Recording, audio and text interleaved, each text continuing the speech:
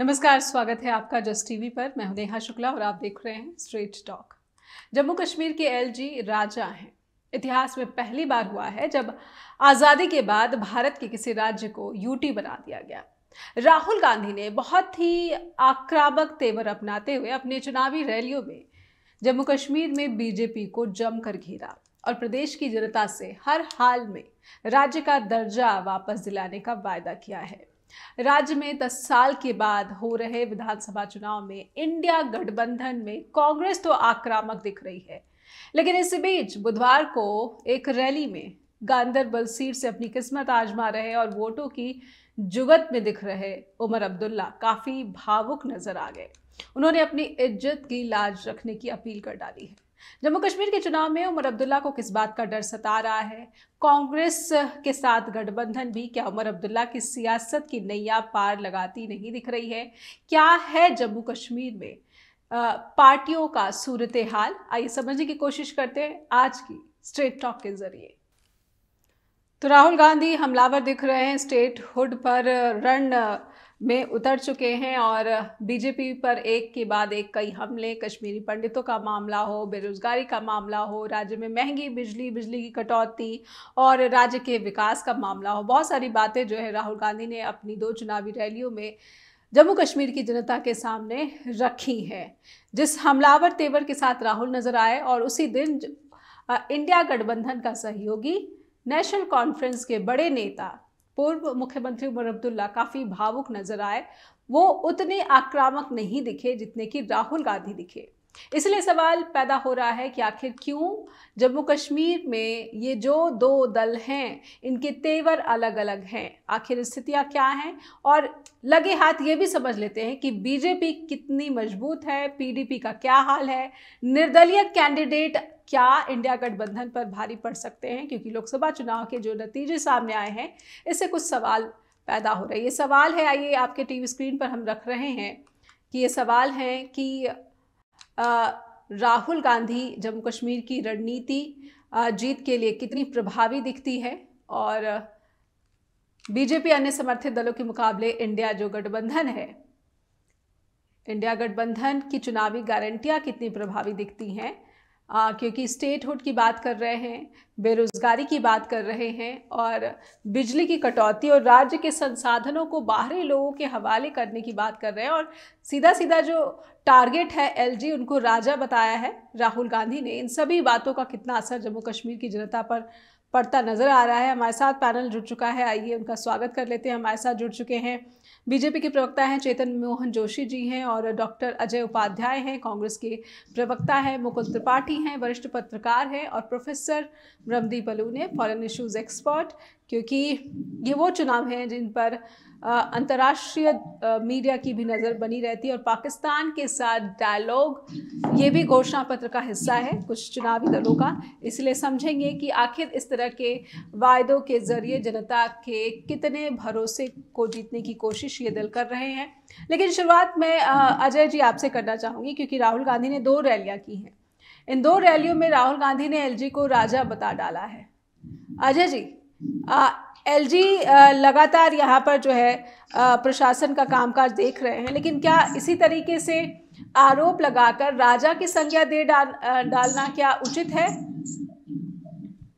देखिए, जिस तरह से पिछले कई वर्षों में जम्मू कश्मीर की जो सियासत हुई है और जिस तरह से एक व्यक्ति जो है वहां के सारे कार्यपालिका, विधायिका, न्यायपालिका के अधिकारों को हड़प करके स्टेटहुड उसका खत्म करके और उसको जो है टेरिटरी बना दिया और उसके तहत जो है कहीं ना कहीं गवर्नर एलजी के माध्यम से जो है पूरी तरह से सियासत दिल्ली अपने हाथ में रखा है। तो निश्चित तौर पे ये मानना तय है और सच है कि वहां एक राजा का शासन शुरू हो गया। लोकतंत्र में कोई राजा के लिए जगह नहीं होती है। चुनाव को अभी तक रोक कर रखा गया, अंत में मजबूरी हुई जब सुप्रीम कोर्ट ने निर्देश दिया है तब ये चुनाव हो रहा है। एक पॉलिटिकल विल नहीं है भाजपा का। भाजपा का पॉलिटिकल विल होता तो लोकसभा चुनाव में जम्मू कश्मीर में जब चुनाव की घोषणा हुई, जम्मू में तो जरूर लड़ी लेकिन कश्मीर में एक कैंडिडेट अपना खड़ा नहीं कर पाई। ये दर्शाता है कि भाजपा को कश्मीर के अंदर जो डिसीजन उसने लिए उससे वो आज भी भयभीत है। उसे आज भी पता है कि जनता का जन समर्थन उसे नहीं है। जिस तरह आतंकवादी गतिविधि लगातार बढ़ी है, 19 के बाद जब से ये 370 हटा, 638 आतंकवादी छोटी और बड़ी घटनाएं मिलकर के हुई है। मोदी जी के तीसरे कार्यकाल में भी लगभग घटनाओं का दौर चल रहा है। पिछले 3 महीने में लगभग 27 से ज्यादा घटनाएं, आतंकवादी मेजर घटनाएं हो चुकी है। पहले घाटी में होती थी, अब जम्मू के क्षेत्र में भी हो रही है। महंगाई और बेरोजगारी से जम्मू कश्मीर के लोग त्रस्त हैं।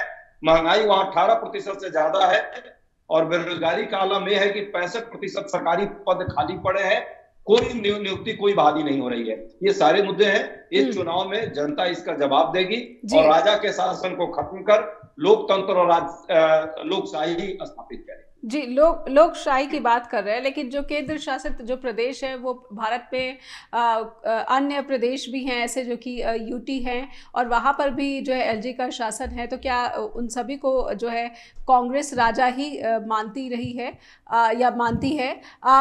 चेतन मोहन जोशी जी के पास पहले जाएं, इससे पहले मैं मुकुल जी आपसे समझना चाहूँगी। ये जो 2 तस्वीरें आप देख पा रहे होंगे टीवी स्क्रीन पर बार बार फ्लैश हो रहा है, एक राहुल गांधी का तेवर रैली में और एक उमर अब्दुल्ला का तेवर अपनी गांदरबल सीट के लिए। आखिर अगर ये दोनों सहयोगी दल हैं और तेवर भिन्न भिन्न है, तो इससे जनता का भरोसा कितना जीत पाएंगे? सभी दर्शकों, सभी पैनलिस्टों को मेरा नमस्कार।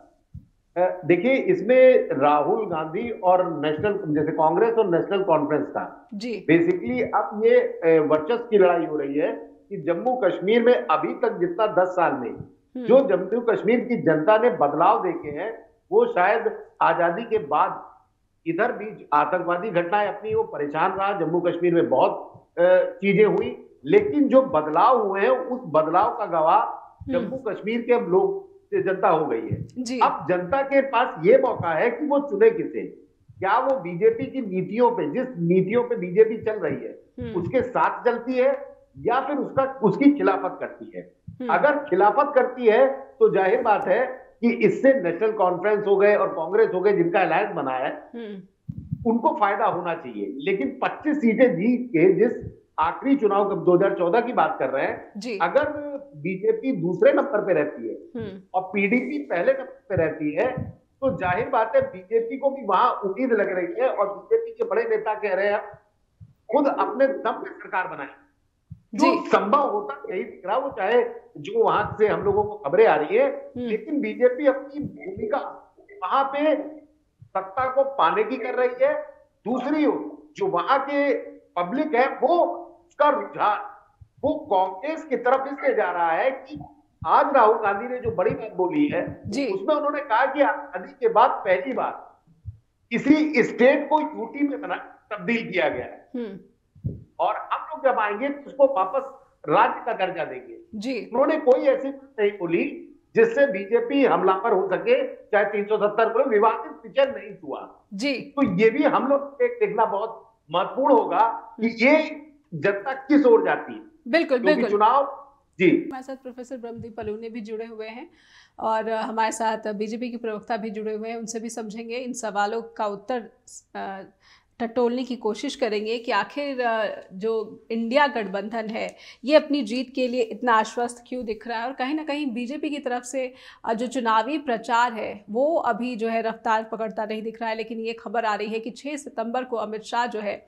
जम्मू कश्मीर आ रहे हैं और चुनावी घोषणा पत्र जारी करेंगे। उसके बाद से यहाँ पर दनादन बीजेपी के भी स्टार प्रचारक जो है प्रचार का जिम्मा संभाल लेंगे और चुनावी रैलियों में जनता से वोट की अपील करते हुए नजर आएंगे। प्रोफेसर ब्रह्मदीप, क्योंकि जम्मू कश्मीर में चुनाव हो रहे हैं और जिस पृष्ठभूमि में ये चुनाव हो रहे हैं, चाहे सुप्रीम कोर्ट के फैसले की बात कर ली जाए, निर्देश की बात कर ली जाए, 370 की बात कर ली जाए, पाकिस्तान के जो है तेवर की बात कर ली जाए, कुछ दलों ने यहाँ पर अपने घोषणा पत्र में, जिसमें कि नेशनल कॉन्फ्रेंस भी शामिल है, पाकिस्तान के साथ डायलॉग को जो है उसका वादा किया है जम्मू कश्मीर की जनता से। इस तरह के घोषणा पत्र में इस की बातचीत को या फिर अंतर्राष्ट्रीय मसलों को, विदेश नीति को शामिल करके जनता से किस तरीके से जो है भरोसा उसके जीतने की कोशिश हो रही है? क्या ये उचित भी है किसी क्षेत्रीय दल का इस तरह से वायदा करना, या जम्मू कश्मीर अभी भी वर्तमान भारत में आज भी जो है अन्य प्रदेशों से अलग है? नेहा जी, सबसे पहले तो नेशनल कॉन्फ्रेंस ने जो घोषणा पत्र जारी किया है या जिस बारे में बात कही है, तो भारत का संविधान विदेश, रक्षा और संचार, ये 3 चीजें ऐसी जिसमें कोई भी राज्य अपना इंडिविजुअल डिसीजन ले ही नहीं सकता। तो किसी भी क्षेत्रीय दल को यह अधिकार हो ही नहीं सकता कि किसी दूसरे देश से वो बात करे। जी। दूसरी बात यह है कि नेशनल कॉन्फ्रेंस हो या जो महबूबा मुफ्ती हो या इवन कांग्रेस हो, इन लोगों को यह समझना पड़ेगा कि अब 2019 के बाद जो जम्मू कश्मीर की संवैधानिक स्थिति में फर्क आया है, तो वो संवैधानिक स्थिति जो है वो किसी राजनीतिक पार्टी के लिए नहीं है, वो संवैधानिक स्थिति पूरे देश के लिए हो जाती। तो जब देश के संविधान में संशोधन होता है तो जाहिर सी बात है कि सभी राजनीतिक पार्टियां उसको मानने के लिए बाध्य है। और तब जबकि आप संविधान की रक्षा की बात कहते हैं तो फिर आपको इन बातों को स्वीकार करना ही होगा। तो जम्मू कश्मीर, दूसरी बात यह भी है कि जम्मू कश्मीर जो है वो एक बहुत ही संवेदनशील मुद्दा है, संवेदनशील राज्य है। पाकिस्तान से बातचीत होना चाहिए, इसमें कोई संदेह नहीं है, और किसी भी सरकार को इससे गुरेज नहीं करना चाहिए।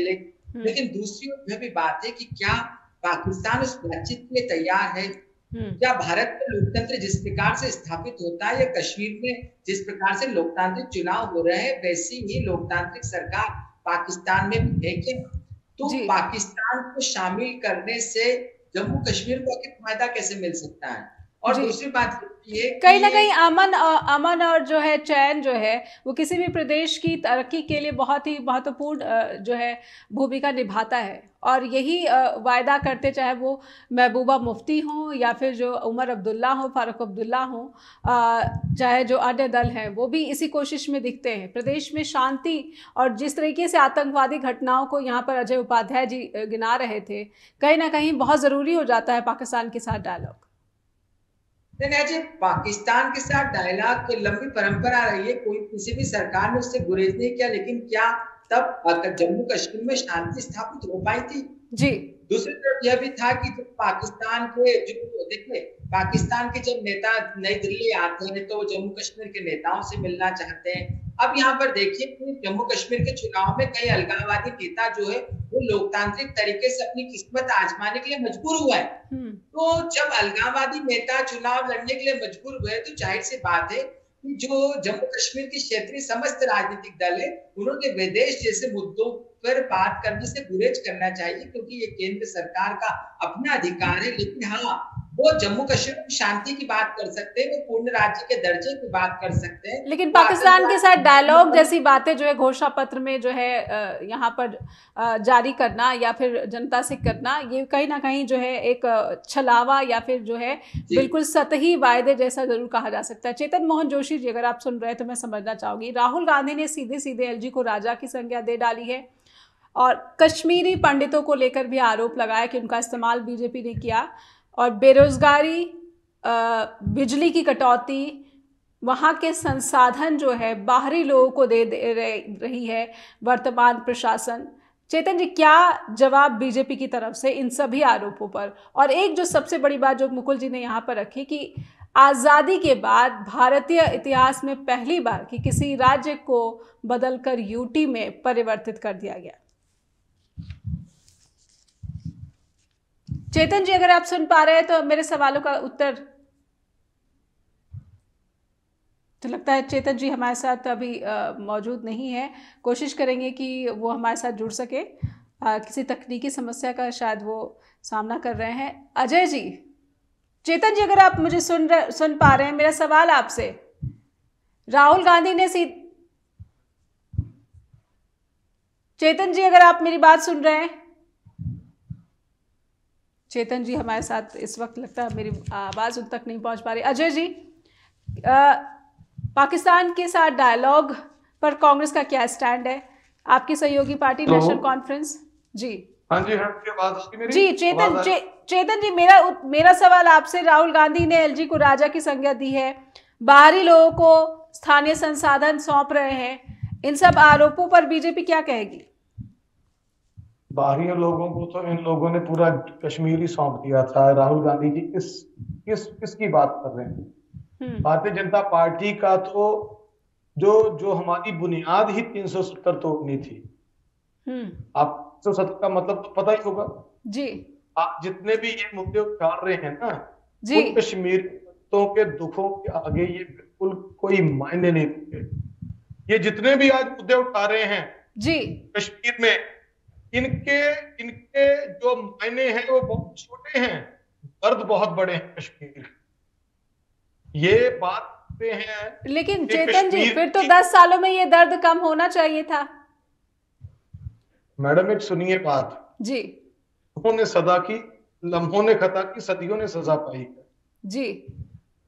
इतना आसान नहीं है तो मसनद पर बिठाया गया हूं मैं, ये इतना आसान नहीं था मैं जी। ये 370 का मतलब पता क्या है कि अगर वहां की लड़की हिंदुस्तान में कश्मीर के बाहर आके, कश्मीर से बाहर आके शादी करती है तो उसका डिवोर्स खत्म हो जाता है जी। और अगर वहां का लड़का या लड़की पाकिस्तान में किसी के साथ शादी करता है तो वो भारत की भी सिटीजनशिप उसको मिलती है। दो संविधान, दो निशान, दो झंडे, और ये बात करते हैं कि हमने किसी और के हवाले कर दी ये देश, ये कश्मीर। नहीं ठीक है, अरे हमारी शुरुआत ही, सुन लीजिए मेरी बात ध्यान से सुनिएगा जी। अगर आज भी कश्मीरी पंडितों के रेफ्यूजी कैंप दिल्ली में उपाध्याय जी देखते हैं तो शायद आज ये बात नहीं करेंगे। हमारे लिए चीजें छोटी हैं बहुत, इनके इल्जामात। हमारे लिए 370 तोड़नी जरूरी थी। ये कहते हैं कि पाकिस्तान के साथ डायलॉग करेंगे, किस चीज का डायलॉग करेंगे? भारत का वासी, भारत का कॉन्स्टिट्यूशन पता क्या है? ये लोगों ने जो 370 टूटने से पहले हड़कंप मचाया था जी, 370 के बाद आज वहां एक बैलेंस बना का, जो वहां पे चोरियां होती थी, क्या चोरी होती थी? यहां से पीडीएस चावल जाता था श्रीनगर में, मैडम रास्ते में गुम हो जाता था। लोगों के ऊपर सीबीआई के केस चलते थे लेकिन उनकी अदालत होती थी श्रीनगर। 370 टूटने के बाद उन सभी के पर्देफाश हुए जी। आज अगर कश्मीरी लोगों के दर्दों को देखोगे, हम लोग उनको दोबारा सेटल करने के लिए जो हम लोगों ने सिस्टम चलाया, आज ले जाइए तिरंगा उसी चौक में लहराया गया जहां को जलाया जाता था।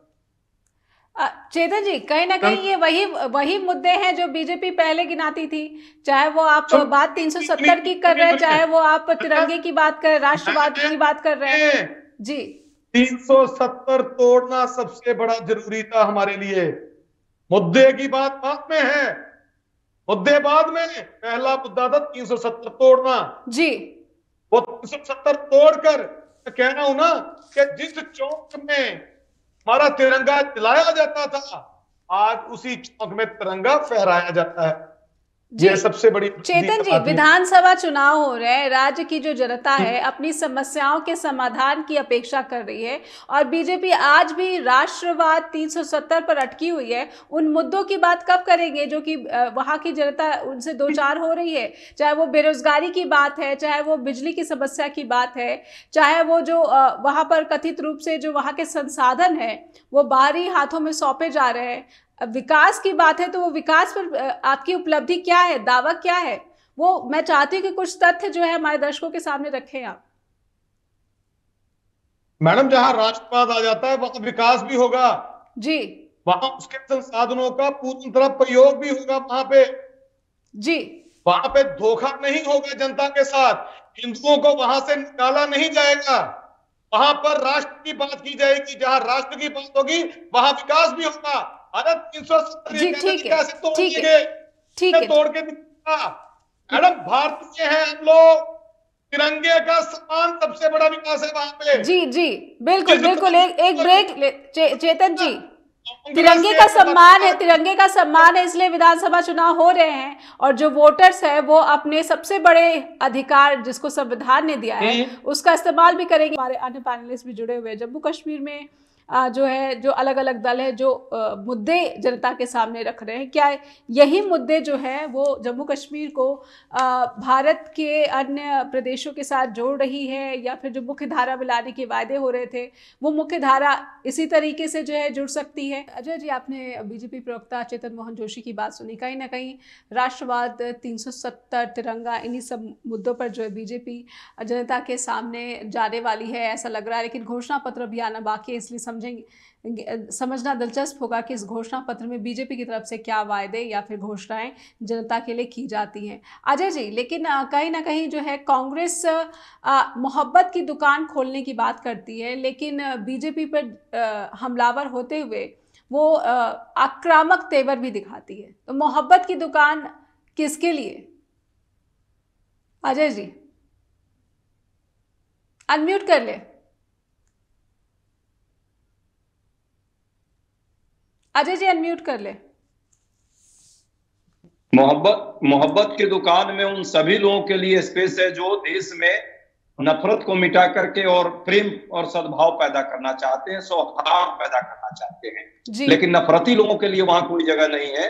जो लोग नफरत फैला करके देश में सियासत की रोटियां सेकना चाहते हैं, उनके लिए निश्चित तौर पे उन पर हम गरजेंगे, बरसेंगे और जरूरत पड़ेगी तो उनके साथ लड़ेंगे। जहां तक बात हमारे साथी प्रवक्ता ने कही, साथी प्रवक्ता को पता है उनके पास कोई तर्क नहीं है।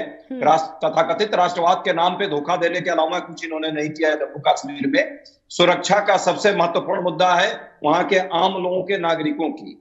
आतंकवादी घटनाएं यदि 2019 के बाद 638 हुई है तो ये दर्शाता है कि वहां कोई सुरक्षा नहीं है और राष्ट्रवाद के नाम पर सिर्फ धोखा होता है। जहां तक बात वहां के लोगों के जान माल की सुरक्षा की है, साथ में शिक्षा और स्वास्थ्य की है। आए दिन जो महंगाई, बेरोजगारी से लोग ग्रस्त हैं, उस समस्याओं से है। कोई विकास का काम नहीं हुआ। कश्मीरी पंडितों की बात अभी हमारे भाई ने लगातार बोल रहे थे, बड़े हमदर्दी दिखा रहे थे। एक उन्होंने भारत में एक फिल्म बनाई थी कश्मीरी पंडितों पर, वो फिल्म के अलावा ये कुछ नहीं किया पिछले 10 सालों में, जिसका नतीजा है कि आज भी कश्मीरी पंडित दिल्ली में नहीं, अब तो जो घाटी में थोड़े बहुत जम्मू में आकर के उनको शरण लेनी पड़ी। सबने देखा पिछले कुछ ही सालों में। तो ये दर्शाता है 370 के इम्प्लीमेंटेशन पार्ट को जो भी हम लोग माने, पहले से ही वो लगभग खत्म हो चुका था। उसको जो है संवैधानिक प्रक्रिया के तहत खत्म किया जाना चाहिए था, जिस पर इन लोगों ने सिर्फ कहानी बनाई और अपना सिर्फ सियासत का रोटी सेधा। सच्चाई है ना कश्मीर को फिलहाल कोई लाभ हो रहा है और ना कश्मीरियों को लाभ हो रहा है, न देश को इससे लाभ हो रहा है। अदरवाइज इतने ज्यादा चुनाव जो है आतंकवादी घटनाएं नहीं घटती थी। अंतिम बात, पाकिस्तान के संदर्भ में विदेश नीति को लेकर के जो नेशनल कॉन्फ्रेंस के बारे में भ्रांतियां फैलाई जा रही है यहाँ। 10 सेकेंड। लेकिन ये भी देखने की बात है कि पीडीपी के साथ, जिनके साथ इन्होंने ऑलरेडी सरकार चलाई 4 साल, और मोदी जी उस मंच पर थे जब शपथ ग्रहण हो रहा था, जब तत्कालिक मुख्यमंत्री ने कहा कि हम पाकिस्तान के आतंकवादियों से सहयोग लेकर सरकार चला रहे हैं, उनको उन्होंने धन्यवाद ज्ञापित किया था। प्रधानमंत्री वही मंच पर बैठे रहे हैं। तिरंगे के साथ क्या क्या हुआ, किस तरह से उन लोगों ने पत्थरबाजी की उनके शासन में रहते, सबने देखा। तो ये सब झूठे दिखावे को लोग समझ चुके हैं इनके। हाँ, पाकिस्तान के साथ डायलॉग की बात की जा रही है। 10 सेकेंड। तो डायलॉग की बात करें तो Suresh Kumar deputy higher commissioner है पाकिस्तान में भारत के। वो 23 मार्च 2023 का उनका स्टेटमेंट उठाइए और देखिए, उन्होंने स्पष्ट कहा कि भारत लगातार प्रयास कर रहा है कि पाकिस्तान के साथ वार्ता हो, लेकिन और व्यापार भी हो। पाकिस्तान ने एक तरफा व्यापार रोका है। ये भारत का स्टेटमेंट है, ऑफिशियल है भारत सरकार का। किस तारीख का है? किस तारीख का? 23 मार्च 2023 28 मार्च 2023 का। आप सुरेश कुमार डिप्टी नहीं, उसके बाद तो कई स्टेटमेंट विदेश मंत्री जयशंकर के आ चुके हैं अजय जी। अजय जी, उसके बाद तो कई सारी स्टेटमेंट, ताजा स्टेटमेंट सुनिए। पाकिस्तान के भूमि में जाकर वहां का deputy high commissioner Lahore chambers of industry और कॉमर्स में बात करे और विदेश मंत्री कुछ बात करें तो दोहरा चरित्र दिखाता है। उसको सैक कर देना चाहिए उस अधिकारी को, यदि भारत सरकार का नहीं है तो। स्पष्ट कहा है ये। इसका मतलब ये दोहरापन दिखाना बंद किया जाए। क्षेत्रीय पार्टियों को विदेश नीति पर अपनी बात रखने का अधिकार है, लागू केंद्र सरकार करती है। सभी क्षेत्रीय पार्टी जब अपनी मैनिफेस्टो बनाती है, वो चाहे बिहार के क्षेत्रीय पार्टी हो या तमिलनाडु के, ठीक है अजय जी, कांग्रेस का क्या स्टैंड क्षेत्रीय पार्टी हो, कांग्रेस तो राष्ट्रीय पार्टी है, कांग्रेस का क्या स्टैंड है इस मुद्दे पर? कांग्रेस पार्टी का क्लियर स्टैंड है, आतंकवाद और वार्ता साथ साथ नहीं चलेगी। पाकिस्तान के साथ ईमानदारी से जो है दोनों देशों को बैठना जरूर चाहिए, लेकिन पहले आतंकवाद खत्म होना चाहिए। और जम्मू कश्मीर में जो आतंकवादी गतिविधि है उससे पूरा देश त्रस्त है। कश्मीर पर जो भारत सरकार की, भाजपा की पॉलिसी है वो दोहरापन है, दुधारी तलवार है।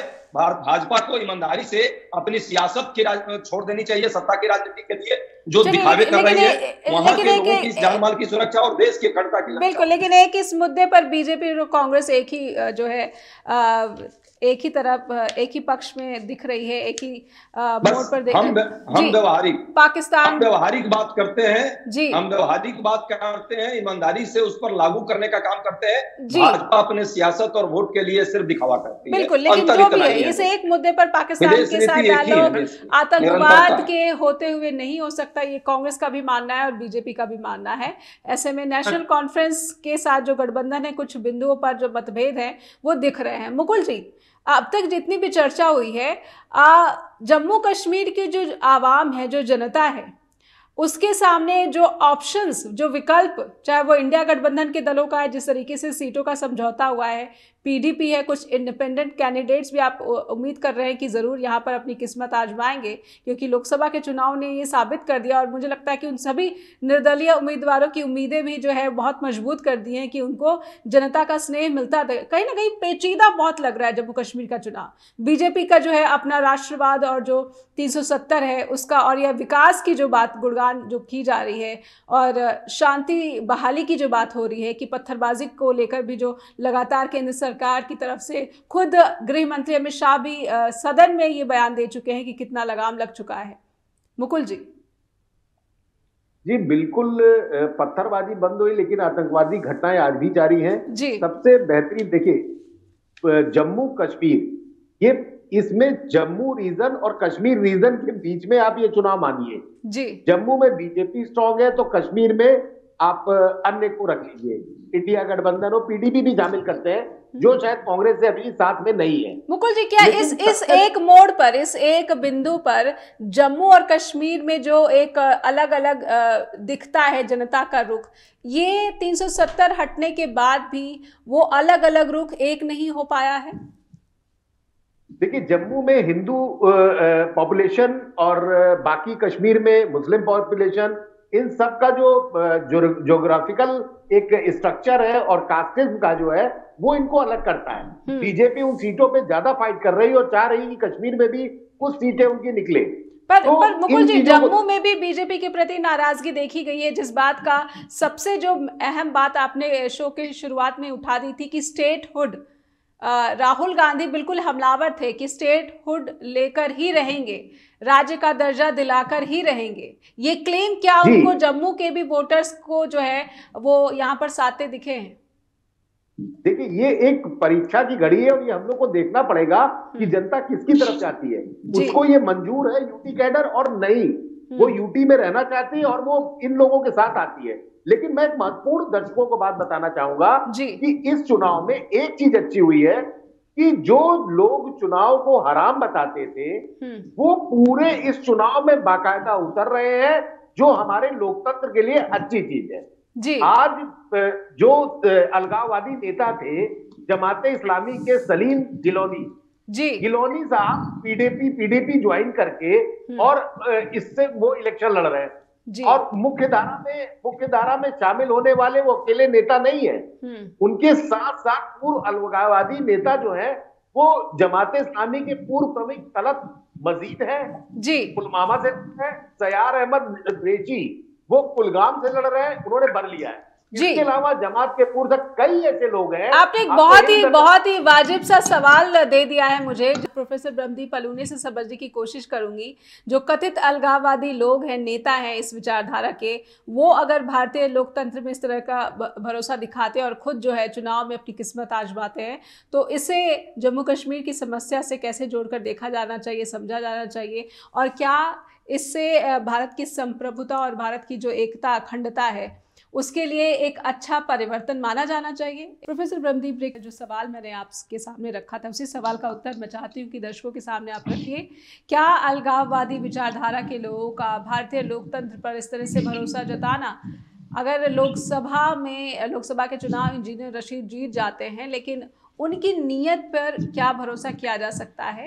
या फिर ये एक शुरुआत कही जा सकती है कि जितनी भी अलगाववादी विचारधारा से जुड़े हुए लोग हैं उन सभी को मुख्य धारा की अब राजनीति में आने के बाद जो है ये विचारधारा कमजोर पड़ती दिख रही है और ये भारत की अखंडता संप्रभुता के लिए, पाकिस्तान की बदनीयत के लिए बहुत बड़ा प्रहार।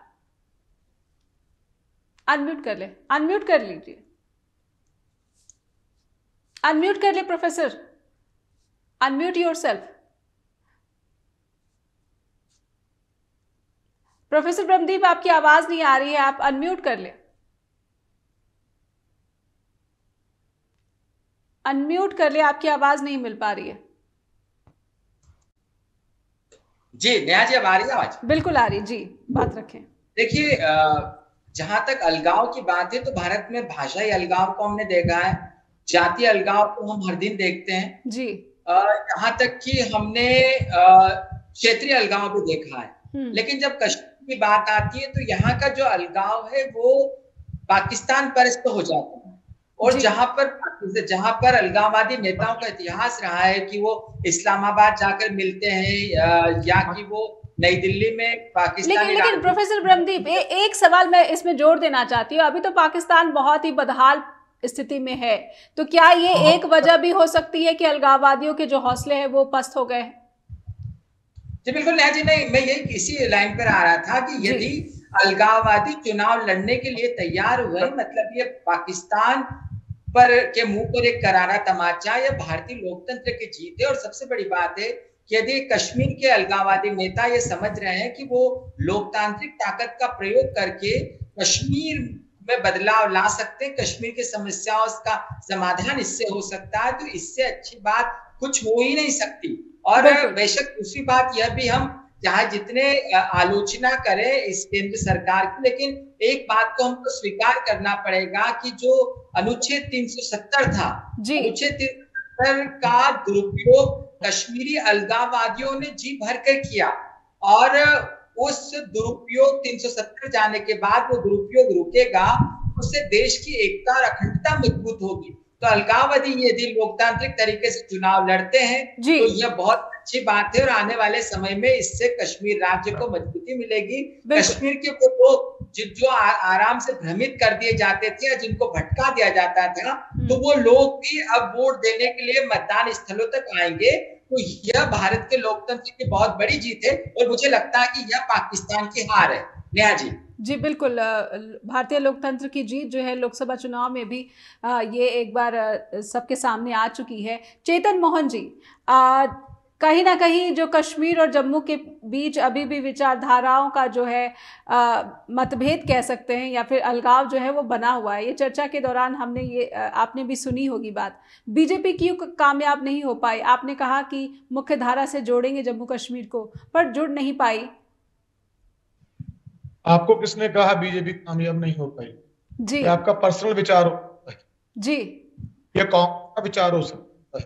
तो इस कामयाबी के तथ्य सामने रखिए हमारे दर्शकों के। क्या क्या रखे तथ्य आपके सामने?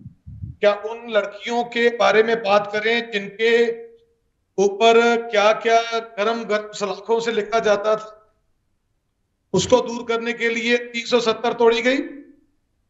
क्या उस भारतीय कांग्रेस के उस नेता की बात करें कन्हैया कुमार की, जिसने पार्लियामेंट पे अटैक करने वालों के बारे में जो जिस तरह की, अब मैं क्या बोलूं, तालियां मारकर क्या करते थे जेएनयू।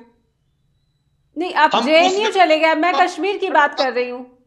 चेतन, कश्मीर की बात कर रहा हूं, बात तो सुनिए पहले जी। आप तो बात ही नहीं सुनते। किस चीज की बात करना चाहते हैं ये लोग? कि हमारे सेब सड़ रहे थे वहां पे, गल रहे थे वहां पे, आतंकवाद के नाम के हिंदुओं को निकाला गया वहां से। आप रजौरी गए हैं? आपको पता पहला परमवीर चक्र किसने लिया? ये बात कर रहे हैं कश्मीर की, मेरे परिवार के पास पहला परमवीर चक्र है। हम ये बातों को पब्लिकली नहीं लाना चाहते, लेकिन इनको ये नहीं पता कि जी चेतन जी, आपकी आवाज हम तक टूट टूट कर पहुंच रही है, लेकिन मैं चाहती हूँ कि आप अपनी बात पूरी करें और फिर अजय जी इस पर कुछ जोड़ना चाहते हैं। मैं चाहती हूँ कि कश्मीर के युवाओं को कितना रोजगार मिला। जी अब आ रही है बात मेरी मैडम? बिल्कुल आ रही है चेतन जी, बात रखें। तो जिस दिन मेयर चंद महाजन जी ने वो जो एक लेटर हेड रखा होता था कि हिंदुस्तान में रियासतों को मिलाना है जी, उसके ऊपर जो जो धाराएं रखी गई मैडम, आपको शायद पता नहीं है, मैं बताता हूं दर्द क्या था कश्मीर का। मैं इतिहास में हम वर्तमान भारत, वर्तमान चुनाव और वर्तमान में जनता की समस्याओं की बात करें चेतन जी, ये इतिहास सबके सामने पहले से ही पब्लिक है, सार्वजनिक है। मैडम आप लोग सच नहीं सुनना चाहते, सच डिलीवर नहीं करवाना चाहते। चेतन जी समय बहुत ही सीमित है, इसलिए मैं चाहती हूँ कि वर्तमान में युवाओं के लिए बीजेपी के पास उसकी झोली में क्या है। जी मैं सीमित है, इसका मतलब ये है कि लोगों में सच्चाई ना जाने दे। आप सच्चाई रखिए, मैं आपको समय देती हूँ, आप सच्चाई रखिए। हाँ तो सुन लीजिए ना बात मेरी। कांग्रेस ने जब कश्मीर को भारत में मिलाया था, 370 जोड़ी थी, उस समय इनको क्या ये समझ नहीं आई थी कि जो लोग हिंदुओं की प्रॉपर्टियों को किराए पे लेते थे वो मालिक बन गए, और वो जो मालिक थे वो वहां से निकाले गए। आप 370 को क्या एक महज एक धारा समझते हैं? ठीक है मैडम, 3 पीढ़ियों का सत्यानाश किया इस धारा ने। ठीक है चेतन जी, 3 पीढ़ियों का दर्द, और आप कहते हैं कि समय नहीं है बात करने का। ठीक है चेतन जी, ठीक है, समय तो उतना ही है चेतन जी, समय उतना ही है, इसलिए अजय जी बातें आप 3 पीढ़ियों का सत्यानाश किया इस 370 धारा ने, 3 पीढ़ियों का। ठीक और है, आप कह रहे हैं राष्ट्रपति के चीजें मर जाएंगे राष्ट्र के पीछे, 2 झंडे नहीं होने देंगे। जी चेतन जी, वो तो हो चुका है, भविष्य की बात करते हैं, वो तो हो चुका है, बीजेपी ने कर लिया है कथित रूप से। ठीक है चेतन जी, आप बता रहे हो चेतन जी ये हो चुका है, अजय जी बात रखिए। अजय जी अनम्यूट कर ले, अजय जी अनम्यूट करें। मुझे लगता है चेतन जी आप दर्शकों तक कुछ भी नहीं पहुंचा पा रहे हैं जी। लेकिन इनकी आवाज को म्यूट कर दिया जाए प्लीज। वो सिर्फ चिल्ला रहे हैं, आपको धमका रहे हैं, मुद्दे फिर चिल्ला रहे हैं। चेतन जी बंद किया जाए। ठीक है अजय जी, आपको क्या आपत्ति है एक लाइन में, क्योंकि समय समाप्त हो रहा है, समय समाप्त हो गया चेतन जी। फिर उन्हीं से बुलवाइए। चेतन जी समय समाप्त हो गया है। उनकी आवाज आप बंद कर सकते हैं, लेकिन नहीं करेंगे, क्योंकि उनको जो है चेतन जी को चिल्लाना है, डिस्ट्रैक्ट करना है आपके पूरे इस एजेंडे को। आज जो आप डिबेट अच्छा कर रही थी, जम्मू कश्मीर के मुद्दों पर 10 साल के शासन इनके रहे, एक भी कोई ऐसी सही बात जो विकास की हो ये नहीं बोल पा रहे हैं। आज आपके सामने ये दर्शाता है कि ये खोखला सिर्फ इनका कहानी है, इनके पास कोई तर्क। ठीक है लेकिन जब तर्क नहीं होता किसी तरह लोग चिल्लाते हैं और ये लोग डिस्ट्रैक्ट करते हैं पूरे डिबेट को। लेकिन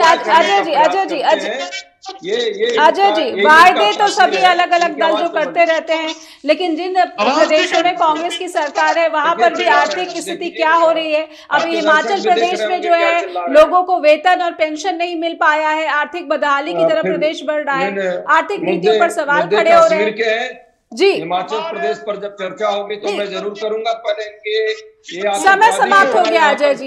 बात यह है कि देश के युवाओं को रोजगार कौन दे सकता है, बात यह है कि देश की महिलाओं को सुरक्षा कौन दे सकता है, बात यह है कि देश के नागरिकों को सुरक्षा कौन दे सकता है। अजय जी समय समाप्त हो गया। बहुत नेहा जी मेरी बात को नहीं जानने दिया जा रहा है, आप देख रही हैं, आप ये लगातार चिल्ला रहे हैं। ठीक है धन्यवाद करना चाहूंगी। बिल्कुल समय समाप्त हो गया अजय जी। अजय जी आपका भी बहुत बहुत धन्यवाद, चेतन जी का भी बहुत बहुत धन्यवाद, मुकुल जी का भी बहुत बहुत आभार, और प्रोफेसर मनदीप अलूने का भी बहुत बहुत आभार। आप सबने अपना कीमती वक्त दिया, लेकिन कहीं ना कहीं जब विधानसभा चुनाव हो रहे हैं तो मतदाताओं के सामने किस दल की झोली में क्या है, युवाओं को रोजगार कितना मिलेगा, महिलाओं की सुरक्षा किस तरह से सुनिश्चित की जाएगी, भारतीय नागरिकों की सुरक्षा आतंकवादियों से कितनी सुनिश्चित की जाएगी, ये तमाम ऐसी बातें हैं। और खास करके जो किसी भी प्रदेश के जो संसाधन है वहाँ पर प्रथम जो अधिकार है वो वहाँ के स्थानीय नागरिकों को मिलता है, ये कौन सुनिश्चित करेगा, कौन सा दल या फिर कौन सा गठबंधन सुनिश्चित करेगा, ये जनता तय करेगी। नतीजे आने वाले हैं चुनाव के बाद, तो सबके सामने ये आ ही जाएगा। दर्शकों से अनुरोध करूंगी कि स्ट्रेट टॉक के साथ लगातार जुड़े रहिए। आपका स्नेह हमें फीडबैक के रूप में मिलता रहता है, इसलिए अपेक्षा है कि आप हमें लिखिए, ईमेल भेजिए info@justbroadcasting.com और neha@justbroadcasting.com पर भी। लगातार देखते रहिए जस्ट टीवी। नमस्कार।